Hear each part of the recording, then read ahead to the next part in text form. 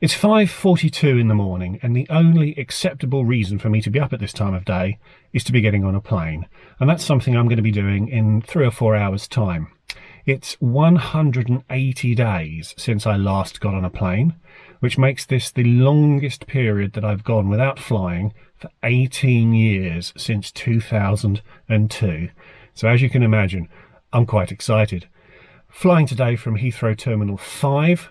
Given all of the things going on, the best way for me to get there today is to drive myself, which is what I'm about to do. It's 94 miles, so let's get going. Hi, I'm Matt. Over the last 25 years, I've travelled a lot. I've lived in 5 countries on 4 continents. I've flown over 1.3 million miles. I've visited over 100 countries, every American state, but I'm nowhere near done. So subscribe to the channel so you can come with me. The title of the video has probably given it away, but today I'll be flying to Corfu in Greece. I chose Corfu for 3 reasons. Firstly, there are no quarantine restrictions getting into Greece, and there are no quarantine restrictions coming back into England. Right now there are restrictions on travelling back to Scotland and Wales, but England is fine. Secondly, I've never been. I'll be making a video about Corfu, so look out for that. There were a few locations on my shortlist which met those first 2 criteria, so the third reason is that flights are really cheap. Just over £100 for a 3-hour return flight on BA is pretty good value. So, Corfu it is. The current situation meant that traffic was very light even around the M25, so it was a quick and easy drive. I had wanted to park at Heathrow's pod parking facility, from which you get transported directly into the terminal via a cool pod thingy. But it was closed, as maintaining hygiene was deemed too difficult, so instead I parked in the long-term parking lot. So mask on for the short bus ride to the terminal, and soon it was time to see what Heathrow looked like. And it looked quiet, very quiet. Not deserted by any means, as had been virtually the case just a few months earlier, but it certainly was quiet for 7:30 in the morning on a Tuesday. I counted around 75 flights departing through the rest of that day, compared with perhaps 400 or 500 in normal times. My gold card gives me the ability to use the first wing at Terminal 5, regardless of the class of travel. So I did. There were some additional procedures to follow due to the you-know-what. Specifically, Greece requires a passenger locator form to be completed prior to travel, with a QR code being emailed to you on the morning of travel. I assume BA is fined if it deposits a passenger at the Greek border without one, so I was unable to check in online and had to be checked for compliance by the check-in agent. This was quick and easy, although I couldn't film anything, as the first wing also contains the security facilities. I was through that security in minutes and was quickly into the wonderful walkway directly into the first-class lounge. It's always nice to see that horse. There had been a few changes made to the lounge itself. The balcony area, which is actually my favourite part of the lounge, has been converted into a Concorde room for ticketed first-class passengers and gold guest list members of the BA Executive Club. The dedicated Concorde room remained closed. The self-service bar adjacent to the balcony had been converted into a manned bar, and the normal buffet area was closed off and was now the service area from which food was delivered. No newspapers or magazines were available, although you can download the Press Reader app, and BA will provide you with complimentary reading materials through that. No self-service snacks were available, although you could pick up a bottle of water or 2 to take with you on the flight. The view was just as good though. Each seating area had a QR code prominently displayed. Both me and my phone struggled to know what to do with it at first, but a website address was also shown, and that was quite simple to find and navigate. A very respectable menu was available, and service was very rapid. All 3 items ordered were with me within 2 minutes, which might even be too quick. Many have commented that this way of doing things might be superior to the old way, and I'm inclined to agree, although I would have to say that some elements of my full English were a little dried out, I suspect from having been held under a heat lamp for a wee bit too long. No problems going back round for seconds or thirds. Cheers, and here's to coming up with a great catchphrase.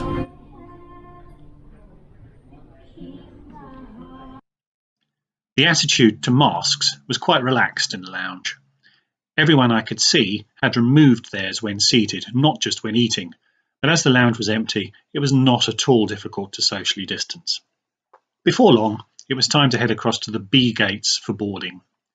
It's always a bit irritating to have to slog over to the satellite gates for a short-haul flight, more so when I don't think the A gates were anywhere near at capacity. I suspect that this was due to the airport attempting to socially distance its passengers, although, as you can see, there was little effort made to distance passengers on the train across. Boarding was done strictly by row number, which meant that the usual priority boarding system has been suspended. Like with ordering refreshments in the lounge, this is a change that probably improves the whole process. I'd selected a seat towards the back to get a good angle out of the window for filming, which meant I was still in the first boarding group called. After another very thorough and very lengthy check of my Greek arrival documentation, we were off.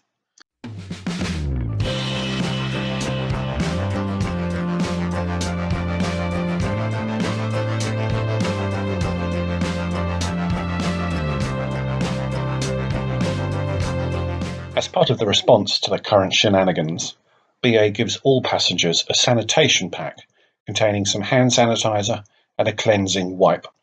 This might lead you to think that the plane isn't going to be clean, but we were told that the planes are thoroughly sanitized between flights, and I certainly couldn't fault the cleanliness, something BA hasn't always been brilliant at.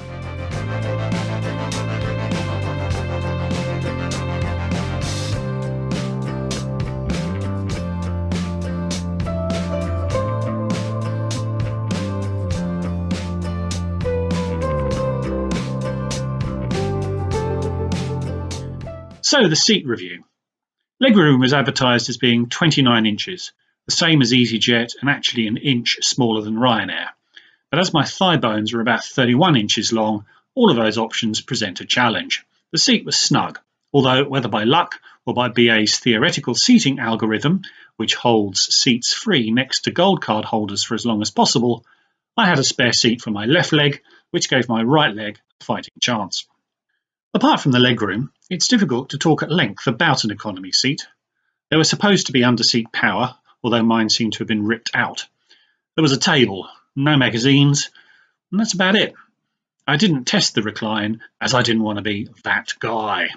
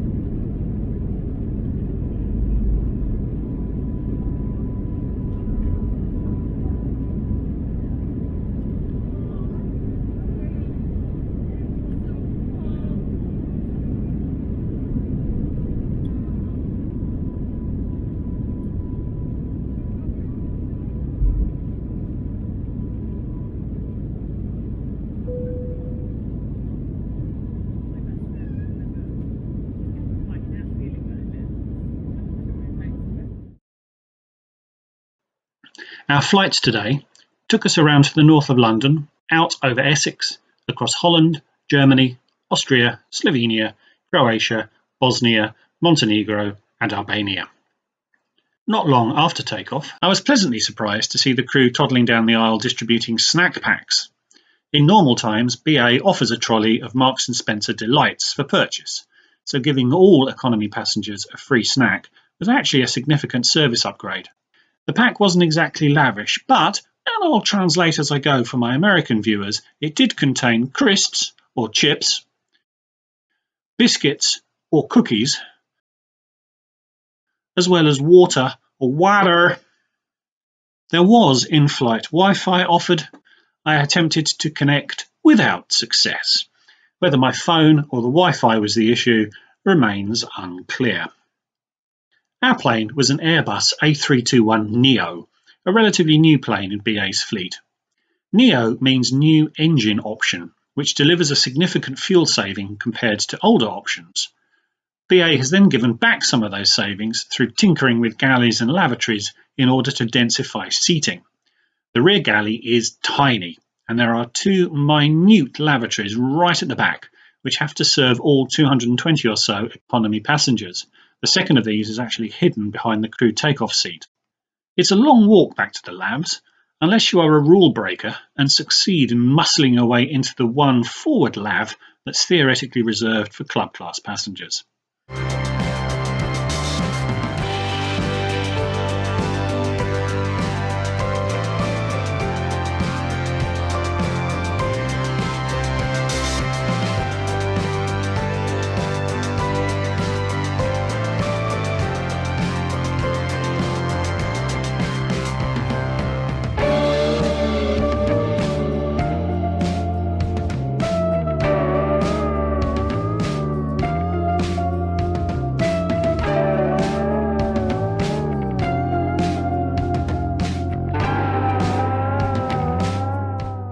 As with boarding, getting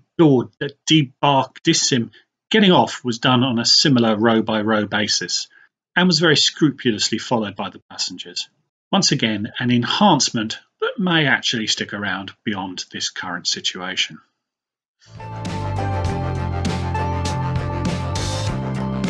Once off the plane, it was a short walk across the tarmac to the immigration room. Filming was not allowed, but I can report that the Greek passenger locator form was diligently checked by the immigration team for all passengers, although the process was efficient and we were through the formalities in minutes. Look out for my video on what I found in Corfu town. Over to me to wrap it all up.